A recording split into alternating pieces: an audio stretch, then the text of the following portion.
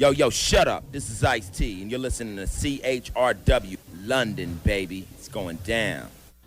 Broadcasting live at the corner of Richmond and Horton, the Hot Dog Musique and Cinema Grill. I'm Mike, and this is Bill Murray.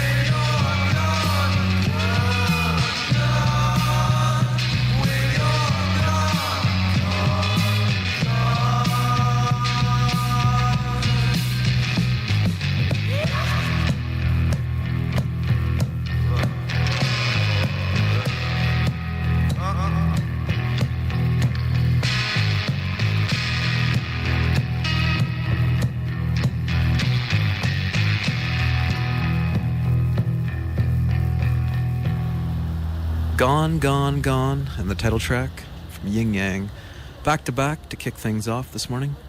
The name of the band was Makeout Videotape, but you can now refer to them under the given name of its leader, Mac DeMarco. The same Mac DeMarco that joins us here this morning. Mac, hey. Hey. How are things going, Mac? What are you up to? We're just practicing those new Elvis songs because I don't really know how to play them. Trying to figure it out so we can play them live. And you're preparing for a tour? Well, I think we're going down to New York like next month or something. So we're gonna go play that stuff, but we gotta practice first. So the band has switched up from the last incarnation of Makeout Videotape? Well, there's this guy playing drums that I've been playing with for a while, on and off. I haven't really had a solid band in like a couple of years, but this guy Joe and this guy Pierce, they play in another band called Walter TV. And then my friend Peter's playing second guitar, and he plays in a band called Sans AIDS.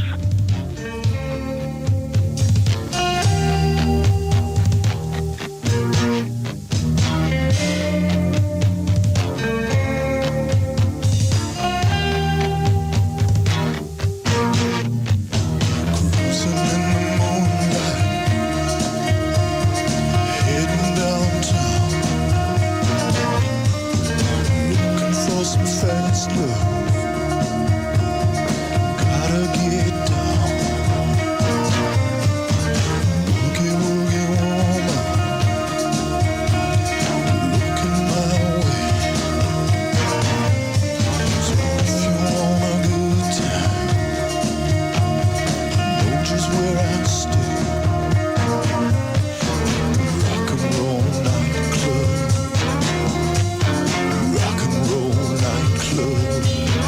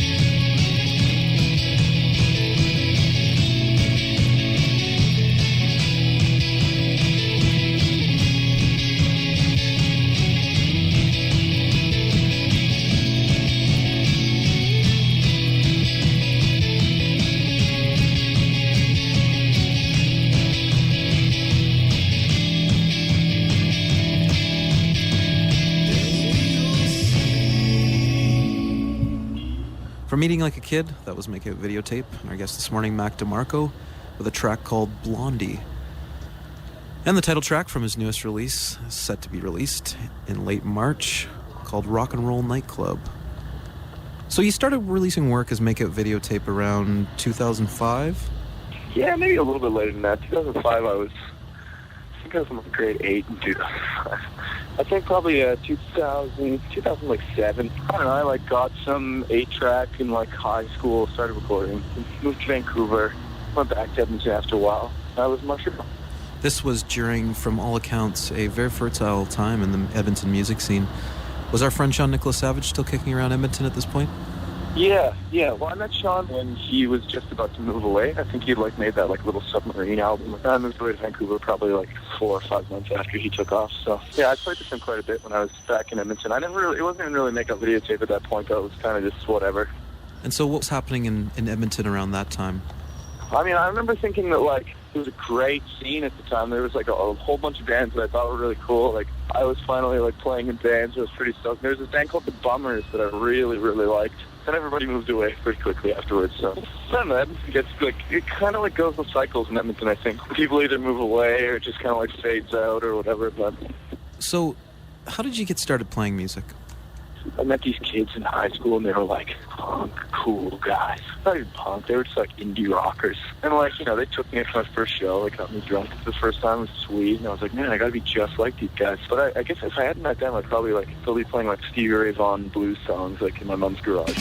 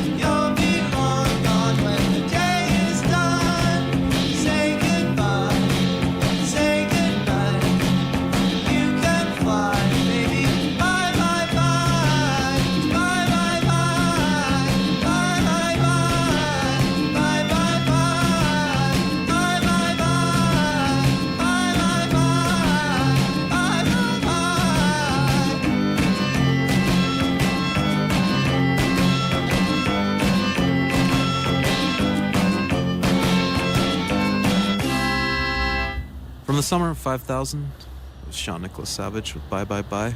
Before that, I Guess the Lord must be in New York City, from our guest Mac DeMarco's Makeout Videotape and the album Heat Wave. So what is it about Edmonton that has made it such a hotbed for such interesting, fantastic music? Edmonton definitely has that like kind of isolated thing. We don't hear about new bands. A lot of stuff doesn't become popular in Edmonton until like it's already been popular in like Vancouver or Montreal or something for like a year and a half or 2 years or something. Maybe not so much anymore, but when I was growing up, I was always just trying to sound exactly like the bands I was into at the time, which was like Yola Tango and... And then you made the switch to Vancouver. What was the biggest difference from growing up in Edmonton? I think first and foremost that it's not cold there. It doesn't get cold. It's amazing. Growing up in like Edmonton, you don't want to be cold anymore. You've been cold your whole life. You don't want to be cold. Yeah? That was like the main thing for me, but I had a lot of friends out there, and I like Vancouver too. I guess I didn't really know what I was doing when I moved out there, but it's pretty expensive. I don't know if I'd want to live there now. And when you got to Vancouver, you began recording the Heatwave album? Yeah, I think I recorded... I lived in Vancouver for 6 months, like in this like sketchy, weird suburb, predominantly Vietnamese neighborhood, and like I didn't have any friends that lived near me. It was me and my roommates. They were always at school, so eventually I kind of just like, man, this sucks. I can't see anybody, you know, like all day long. So shacked up in the garage, and I don't know. Then people started liking it, I guess. And then soon after, you released a 7-inch single on Unfamiliar Records entitled Weird Meets. How did your meeting with Ado Van Bremen come about? I met him downtown one night. He came to see us play. He hooked us up a show with a really weird band we played with. It was like a cellist, violinist, and they were doing all this like weird delayed experimental music, but they were just doing it in his living room, and there were like candles lit, and everybody was like lying down. Then we played. I remember we stayed the night there. We all got like really hammered. In the morning, I was talking to Ado, and we were making breakfast. He said, "Yeah, so like you want to sign us on familiar?" I was like, "Oh, that's great." And I was like, "I really want to go on tour." And he was like, "Oh, okay. Well, I could probably figure that out." And that's what we ended up getting, like an opening slot with Japan Droids. And that was pretty sweet. Yeah, we did eventually release that 7-inch with Unfamiliar, but I've never had a release for it or anything. I'm not even really sure how many people have ever heard it. So pretty early on, you head out on the road with Japan Droids, who had started to make a pretty big name by this point. Or was this just as they were breaking out? I mean, we even saw them play in Edmonton before I'd moved to Vancouver. They had like a really bad show, and it wasn't like, I don't know, but that was like after the fact the record had come out and people started noticing them, so it was great. I mean, we went across Canada, the tours there, the shows were good, and we got to play New York for the first time, and playing New York with them was like, we were playing at huge venues, and we like had been a band for like 6 months, so it was like pretty nice. And around this time, there was some talk about a full-length release coming out on Unfamiliar Records that never really surfaced. I worked pretty like closely with Ado and those guys for a couple of years, and I don't know, I'd always be in touch with them, even if I wasn't in Vancouver, and Ado would help me with stuff. I was recently in touch with Greg a whole bunch because he lives in Toronto. He's like the guy that runs the other half of Unfamiliar. I mean, we always planned on kind of doing something, but I don't know, I kind of get antsy once I finish recording an album. It's not always the best for like record labels because I want to put it on the internet immediately and like show all my friends.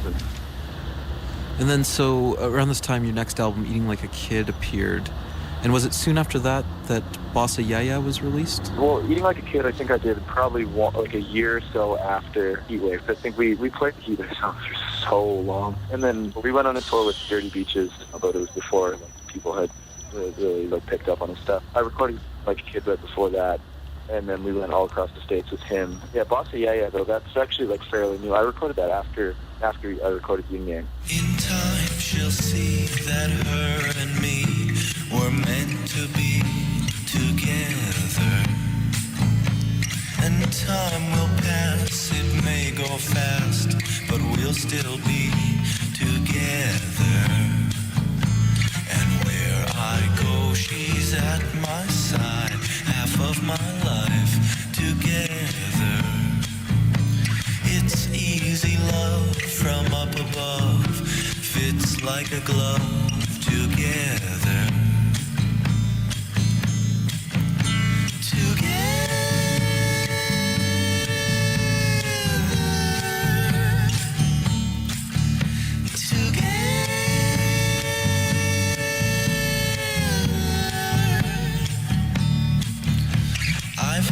My share, it's just not fair that we should be together. But if it's fine that I've done my time, well, let's walk the line together. And when she's low, I'll always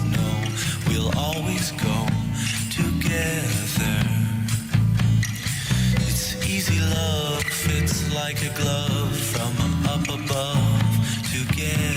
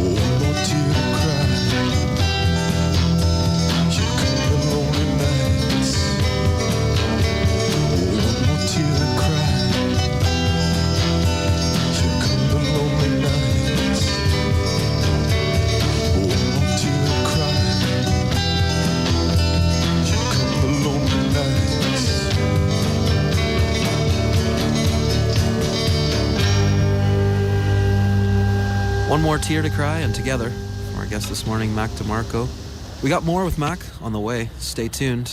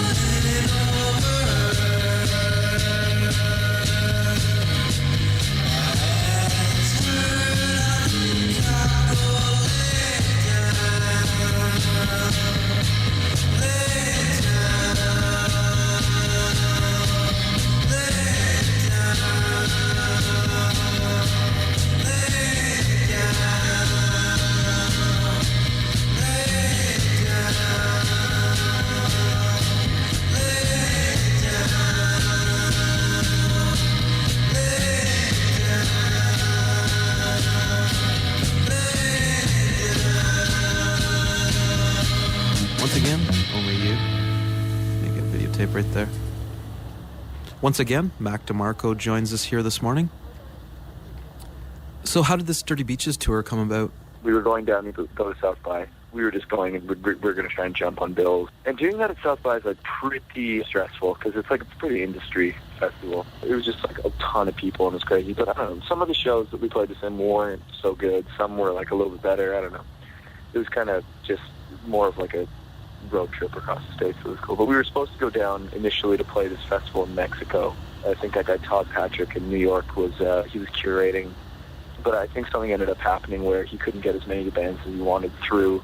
So both of us didn't end up going. So we were kind of like in the South, just kind of like chilling in Austin instead. So it was cool though. Dirty Beach is a pretty good friend of mine. So.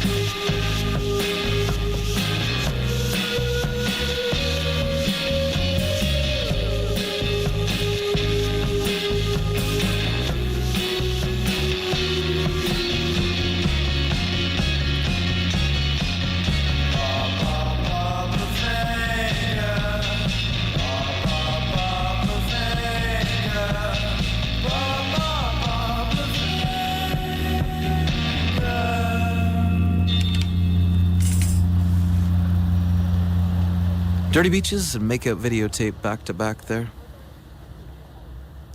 So Mac, let's talk about what seems to be sort of a breakthrough of sorts for you. The last album, Yin Yang. Can you tell us about how this remarkable record came about? I've been recording Yin Yang over like a year or something. On Yin Yang still, there's like some recordings that we did a really long time ago and some like really old songs and some songs that I just like do in a day. But after that, I think I was working at like an insulation. Yeah, I was doing insulation for like some construction company. Any spare time I had, actually I think it only took like a week or something. I'd just wake up. I would have like watched a movie the night before. So like one of the songs on Bossier is like about that movie Midnight Cowboy. Another one's about that like 7-year itch movie with Marilyn Monroe. And then like, so I was just like messing around really. I just wrote like a really simple bossa nova song and just recorded it in a day. But yeah, I had a lot of fun recording those. So.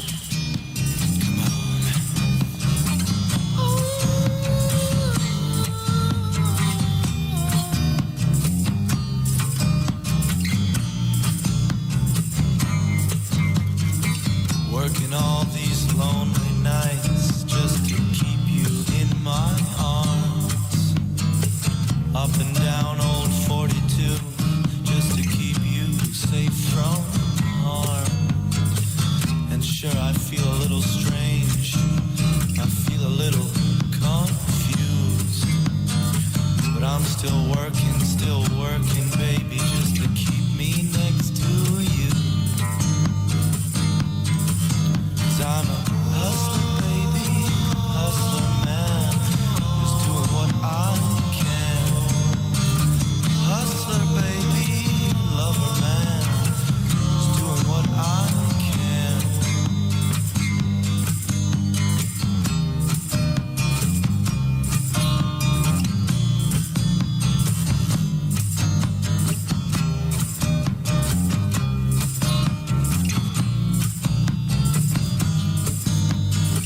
Sometimes I get a little scared, I get a little mad, but then I get to thinking of you, and it all don't seem so bad. Sure, I feel a little strange, a little confused, but still I'm working, yeah, I'm working, just to keep me next to you. I'm a hustler, baby, hustler man, just doing what I can. Hustler, baby, you're a lover man, doing what I can.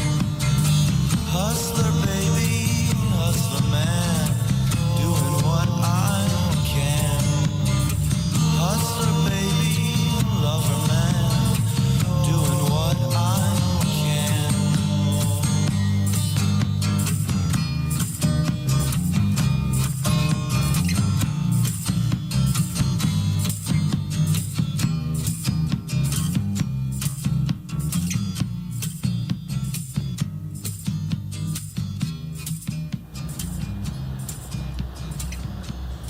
Joe Buck right there from Bossa Yaya, Makeout Videotape. Our guest this morning, Mac DeMarco.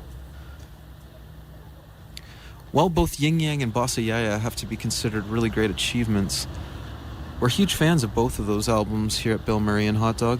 Oh, thank you. Yeah, I mean, I like the songs. Some of the recordings, I don't know, that was like because during Yin Yang I was kind of learning a little bit more about recording, because the first couple CDs that I made sound pretty sketchy.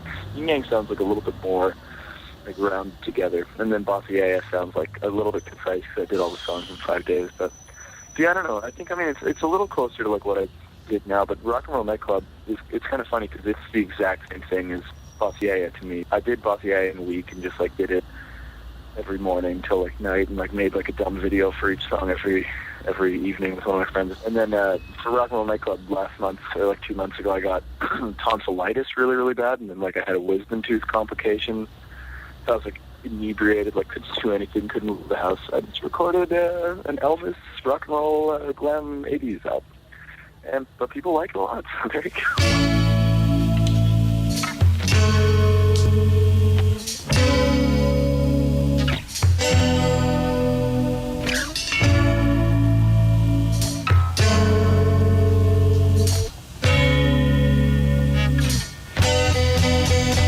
So who you you're the only one. Baby, listen closely and let me be your number one. The city's getting colder, the streets are turning into ice. So baby, hold me closer, let me stay for one more night. Nothing's quite the same as European Vegas. Nothing's quite the same as European Vegas. So baby, take my hand, walking down the avenue. I know you want Paris, I guess that this'll have to do. So come on, get your dreaming. Girl, I got the master plan. The city isn't so bad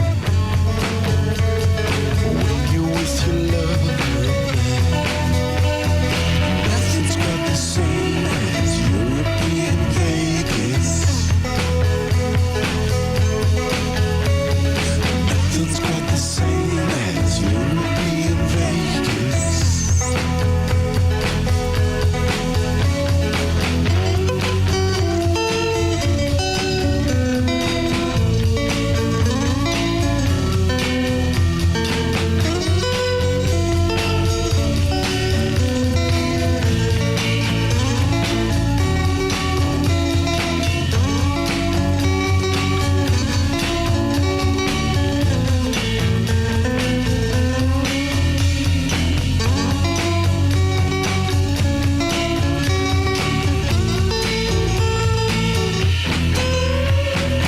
Nothing's quite the same as European Vegas. Nothing's quite the same as European Vegas. Nothing's quite the same as European Vegas. Nothing's quite the same as European Vegas.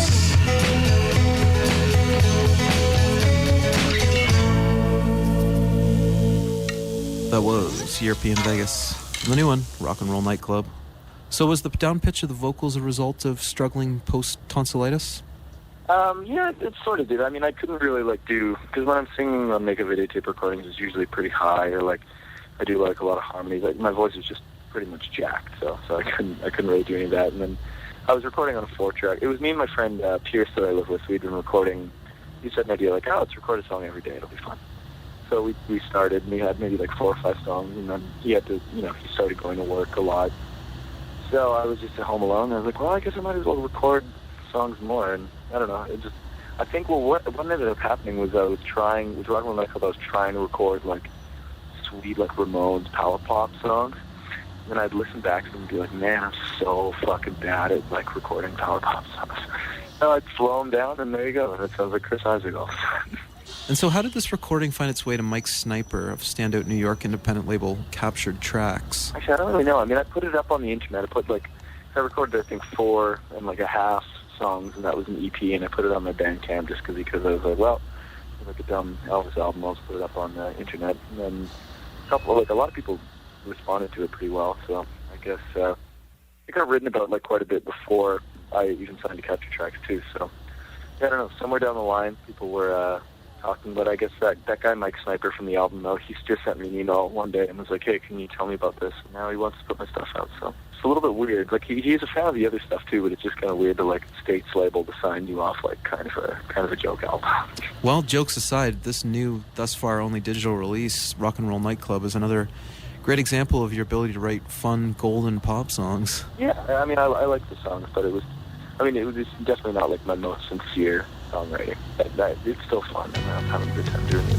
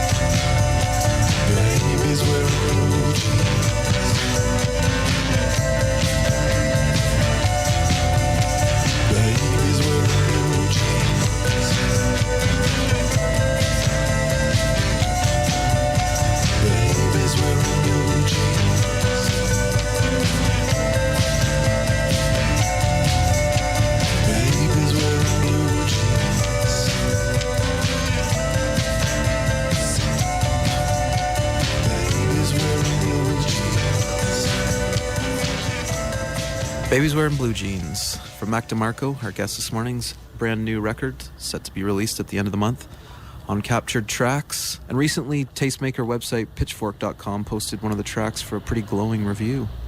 Yeah, it was actually, it's kind of weird, because, as long as I've, remembered being into music, Pitchfork's always been, big. Yeah, a lot of people say it's, doesn't have as much merit as it used to, and it's, to, makes and breaks bands and stuff, but it's still pretty trippy, seeing your song on Pitchfork, especially with, a picture of me putting lipstick on. And has this led to more people hearing your music? Yeah, people have definitely been checking it out quite a bit more since they posted it on there, so. How has your experience been thus far signing on with Blank Dog's Mike Sniper's fantastic Captured Tracks label? Yeah, it's cool. It's cool. Well, at first I was kind of worried because, going on Captured Tracks and stuff, and he likes this new album, and it's kind of well, but this is I don't really sound like this. And, this isn't my serious music, but I don't know. The guy from Captured Tracks likes my older stuff too, so I think it's I'm in a position where I can do kind of whatever I want, but I'm really enjoying doing. For a long time I was trying. This year especially, I've been trying to record. I've been trying to learn so much and become so good at it. Blah blah blah. But then I just sat down and started fucking around on a 4-track and making all the guitars sound really thin and sketchy. And I don't know. It's a lot more fun. It's still fun to find out see what kind of weird sounds you can get onto that kind of crappy tape, but. I don't know. It's I think I'm sort of enjoying just putting together little songs instead of trying to get the perfect snare drum sound or whatever. So will the 5 tracks originally posted online as Rock and Roll Nightclub represent your debut for Captured Tracks? No, it's gonna be fleshed out a little bit. I think it'll be some of those songs that were on the original Rock and Roll Nightclub on the Bandcamp, and then there will be a couple new ones that'll probably sound similar, and a couple other ones that are will be in between Rock and Roll Nightclub and Makeout Videotape or whatever. There's that, and then we're doing a full length. I think that's coming out in the summer, but I don't really know what that's going to sound like at this point. Though. And I'm guessing it must be pretty exciting for you to be working with Captured Tracks, a label that has consistently since its inception released very quality and interesting records. Yeah, the guy Mike, it's kind of weird, signing to a label that. I haven't ever met the dude that runs it, or I didn't even talk to him on the phone until yesterday. So it's just over email. But he seems pretty behind the stuff. So I don't know. And I've always liked what Dave's. But Captured Tracks is a good label, and I like the Blank Dogs. Well, I remember even being in early high school. That was Blank Dogs was a real big band for me and my friends. So it's a very culty label. People really get on it,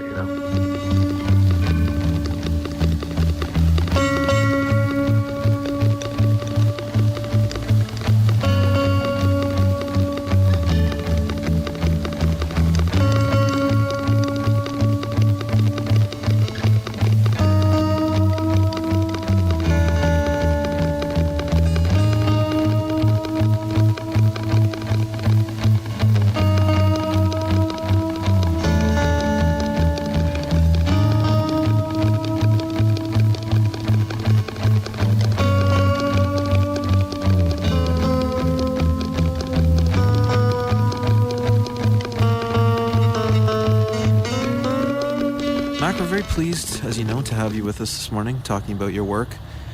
But I'm also very excited for you to help choose some of the songs. Who are you listening to these days? I'm going to take a guess that you're a fan of Jonathan Richman and his Modern Lovers. It changes up a lot. I like Jonathan Richman a lot. I'm really into Arthur Russell, some of his more guitar-y stuff, not the disco stuff as much. I like the disco stuff too, though, but I really like George Harrison. I'm just a regular classic rock high school kid. I just like Beatles, I really think of who else might be up there right now.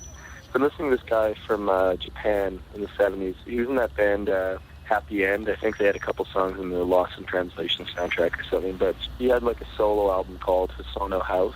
His name's Harry Hosono. Some of that stuff's really, really crazy. It's kind of a Japanese version of music from Big Pink or something like that. So I really like the band too. Finish Arthur Russell.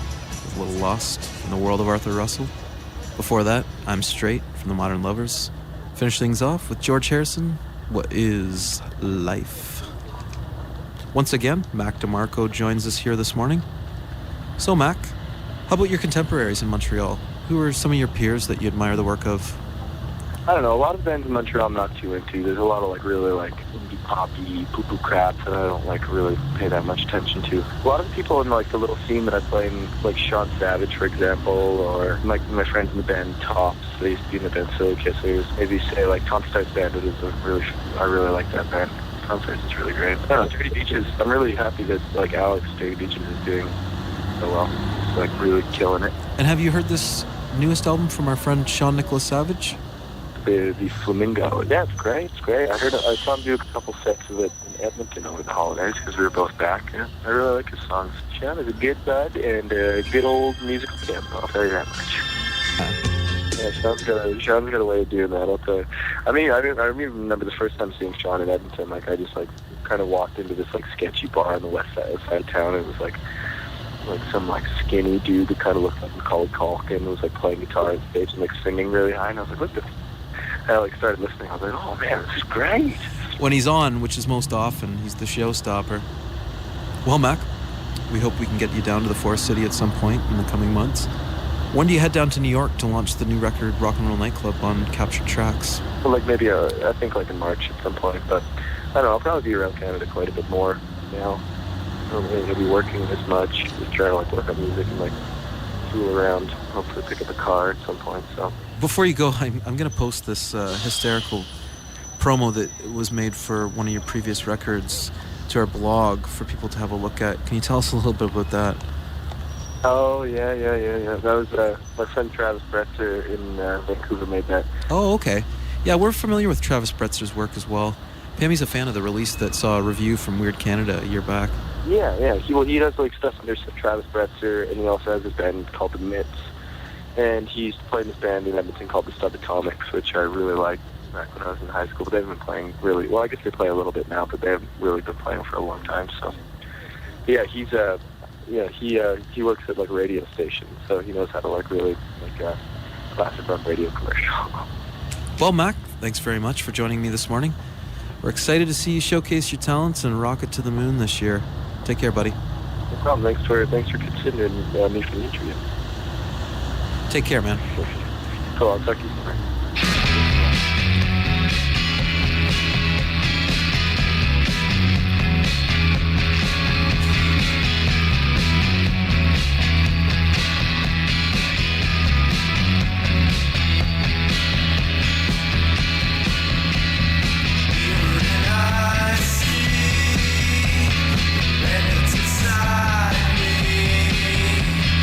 Thoughts that I won't sell.